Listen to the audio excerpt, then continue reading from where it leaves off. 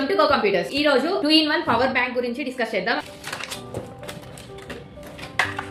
Easy to carry with in 2 hours లోనే complete గా 100% charge అయిపోతుంది. సో ఇక్కడ మనకి పవర్ బటన్ అయిపోయింది. పవర్ బటన్ మనం ప్రెస్ చేస్తే ఇక్కడ డిస్ప్లే మీద మనకి ఎంత ఛార్జింగ్ ఉంది అనేది ప్లే అవుతుంది అనమాట. So by using of this power button we can check the like this.